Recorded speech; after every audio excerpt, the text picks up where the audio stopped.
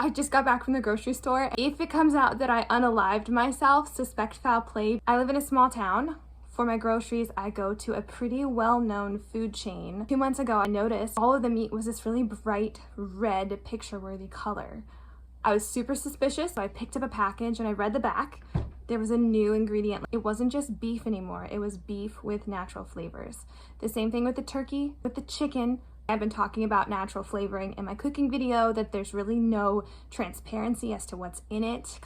This is a cheat code.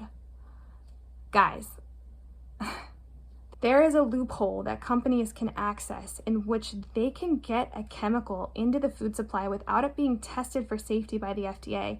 They do this by saying, hey, we made a chemical and it's similar to something else that you've said is safe. The Food and Drug Administration does not say, give me the details, let me test it. They say, sure, you can. The companies are saying it is safe and there's no accountability. There are over 3,000 chemicals in our food chain right now that have never been tested by the Food and Drug Administration.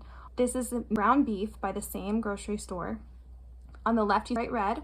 On the right, you pink. The meat on the left has natural flavors in it. The meat on the right does not. There happened to be a butcher standing there. He said the meat on the left comes from our distribution center. The meat on the right is grind in-house. He said the meat on the left lasts longer because it's got preservatives added to it. I can't speak for certain that the natural flavors added to this meat is a preservative, right? Because it doesn't say it directly. But if a butcher who's worked there for 30 years, who handles the meat, is telling me that the meat lasts longer since they added the natural flavors, then logic would dictate that it is a preservative and not really there for flavoring. I know this does not sound like a big deal to you. This is a huge deal. Please stick with me. In our gut, we have tiny microorganisms. Bugs, bacteria, fungi, they're responsible for regulating our emotions, our hormones, and heal parts of our brain that we thought could not be healed. One of the most important things is they fight cells that look like cancer. In Virginia, there was this big story about the cancer rates in children rising significantly. Young adults, 30s, are getting colon cancer in numbers that our country has never seen before. The microorganisms in our gut are dying because of the preservatives in our food. Preservatives on our food kill bacteria. When we eat the preservative, it continues its property by killing bacteria in our guts. So we're essentially spraying Roundup on one of our biggest self-defense. I suffer with premenstrual dysphoric disorder. When I cut out preservatives from my diet, I saw massive improvement in my health. On my worst weeks, I would disassociate. That means that I didn't know what was real.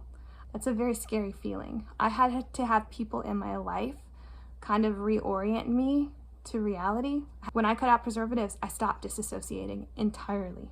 This is a serious thing. Almost the entire meat department I can't touch. I'm gonna head down the road to a cow and somehow figure out a way to store it because I can't go back to the way I felt before. I am living, breathing proof that these preservatives had an impact. I'm not trying to scare you. I just think knowledge is power. When it comes to your body, you should be giving consent. If you choose to still eat this food, that is up to you. But the fact that it's being disguised is a problem. I link resources in my videos. I don't get paid to do this. I would have done anything to have had these answers sooner. Now that I have them, I want to share them. I know they say that everything causes cancer, but what you put in your body is the most important place to start. Until we restructure our laws to protect the consumer, you are responsible for taking care of your family and your kids. My name is Brooke, and I want all of you guys to have better weeks. I think we can make it happen.